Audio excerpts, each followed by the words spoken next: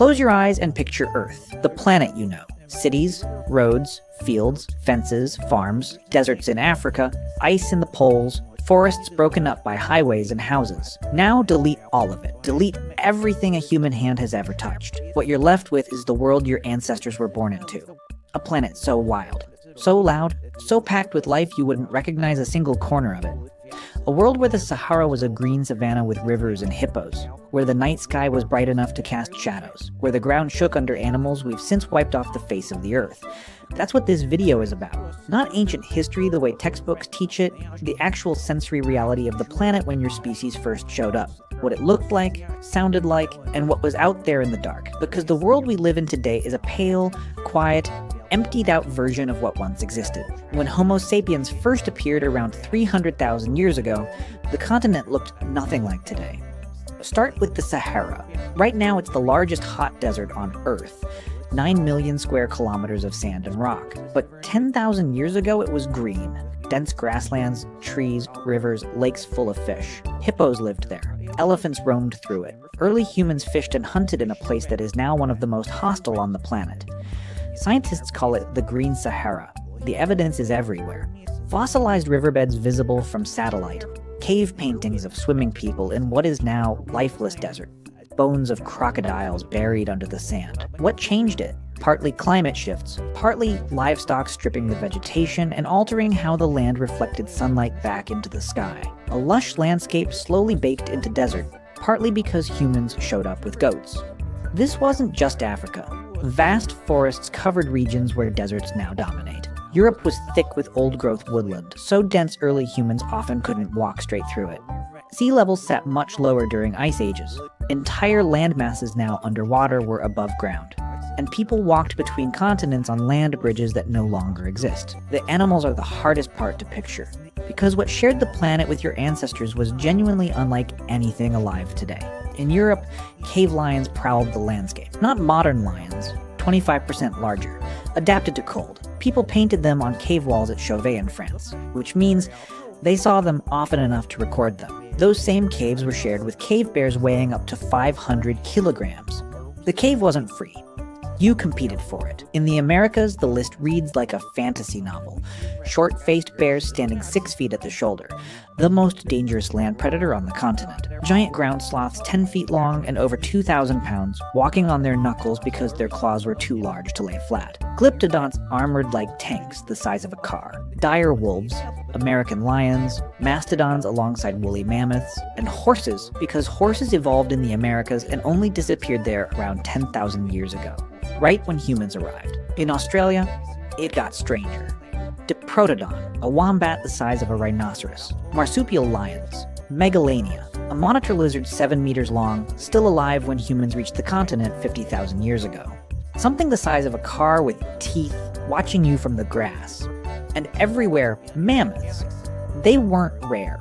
They were part of the landscape the way cattle are part of ours. Hunted, painted, their bones used to build houses. The last woolly mammoth died 4,000 years ago on an Arctic island while the Egyptian pyramids were already standing.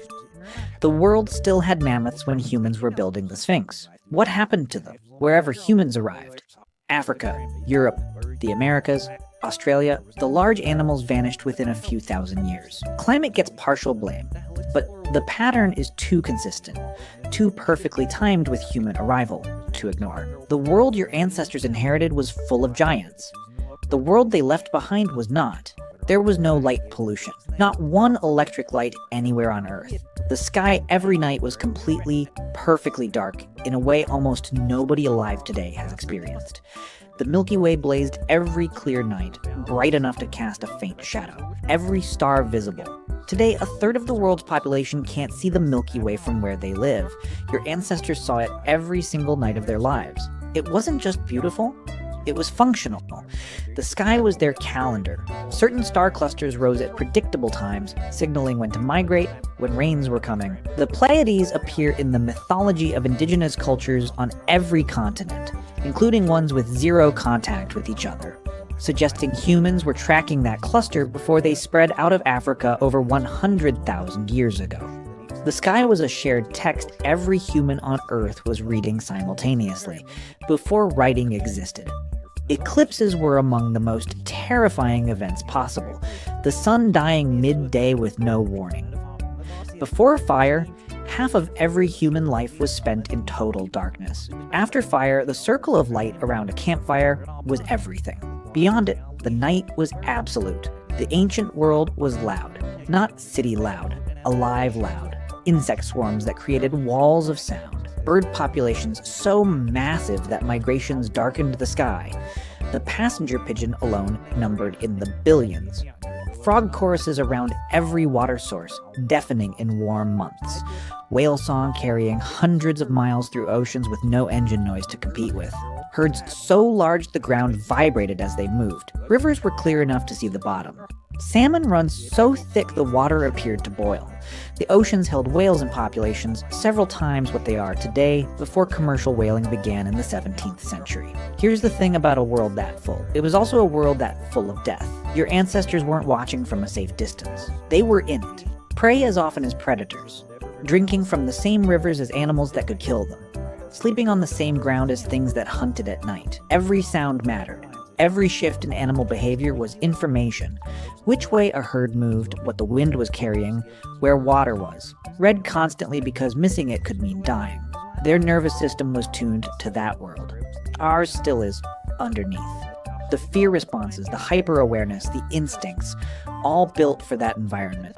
We just live in a world where they fire at phone notifications instead of actual predators. So what was the world like when ancient humans were alive? A green Sahara, forests with no end, skies so dark the stars cast shadows, oceans packed with life, giants on every continent, rivers so clear and full you could feed a camp in an afternoon. And then we happened. Everywhere humans spread, the world got quieter. The giants disappeared, the forests shrank, the sky filled with light that drowned the stars, so gradually that nobody noticed until it was already gone. What's left is still beautiful, but it's a fraction of what once existed, emptied out and quieted down over thousands of years until the people living in it don't even know what's missing. Your ancestors were born into something extraordinary. The further we get from it, the less we remember it was ever lost.